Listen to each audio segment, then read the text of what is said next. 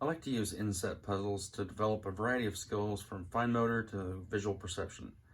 Today I want to use these puzzles to develop fine motor skills.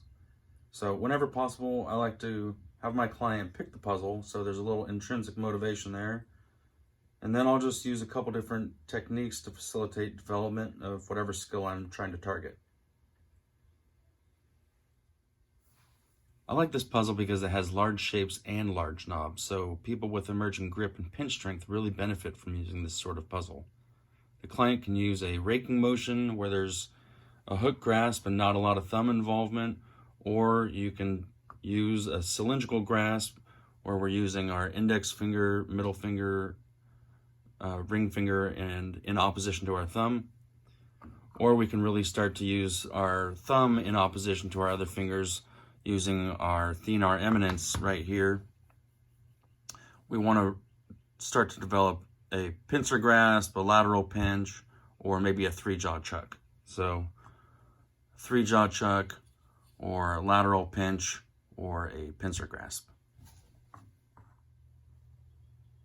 If we're only looking to develop a pincer grasp, a three-jaw chuck, or a lateral pinch, we like to introduce inset puzzles with smaller knobs. I like using this small knob inset puzzle for a variety of different reasons, but as I mentioned earlier, I get to work on the three-jaw chuck and the pincer grasp and the lateral pinch when I'm removing the shapes. And then when I have the client put the shapes back in, I really like it because I get to work on things like rotation and translation and shifting. These are all skills that I'm going to be using for kind of dynamic grip with a pencil or any other sort of real fine motor dynamic utensil use. So I'll be sure to change the change the placement of the shapes a little bit so that they vary from where their inset piece is, so that we really do have to kind of rotate the piece around to have it fit in its place. So again, I'm looking for these three fingers to come together, opposition of my thumb, and some good rotation there with my fingers.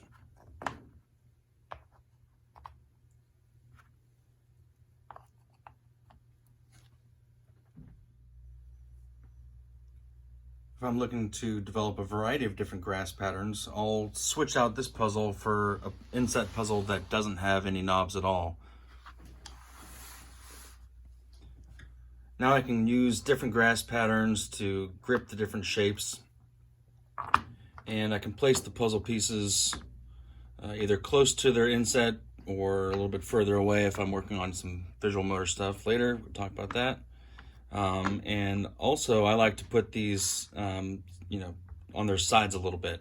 So some of them are on their sides, some of them are going to be flat on the table.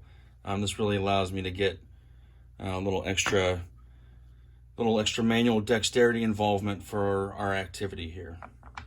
So it's kind of maybe I put one upside down where I have to kind of spin the piece around, rotate it.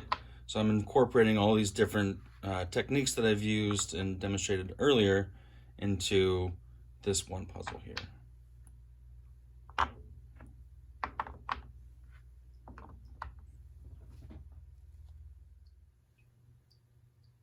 As we continue on to develop manual dexterity, we want to really decrease the size of our puzzle piece so that it's really facilitating a lot more fine motor involvement with each move that we make. So we like to introduce puzzles like the alphabet puzzle that still has some shape to it, but also has these small knobs as well.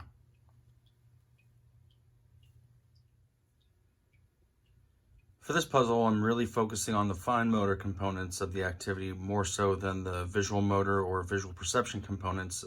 So I'm going to take all the puzzle pieces out and put them over to the side and then give my client one puzzle piece at a time.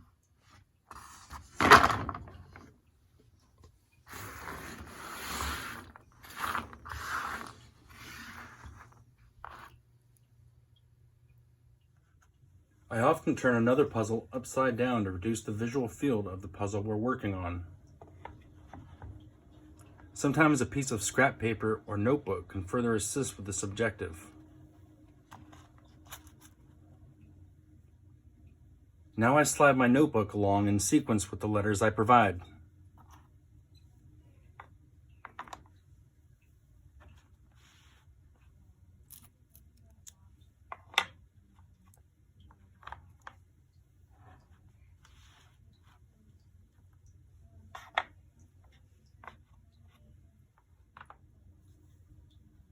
To increase the manual dexterity challenge, I'll put the pieces upside down.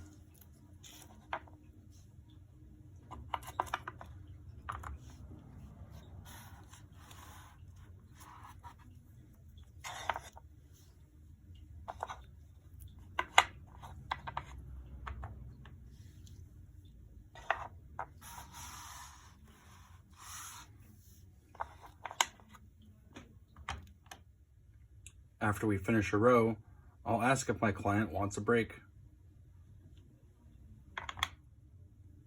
After the break, we can come back and finish our puzzle.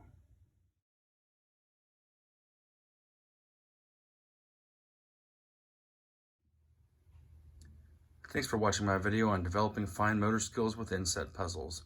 I hope you're able to incorporate some of these quick tips into your sessions. Please feel free to share your experience and leave a comment below.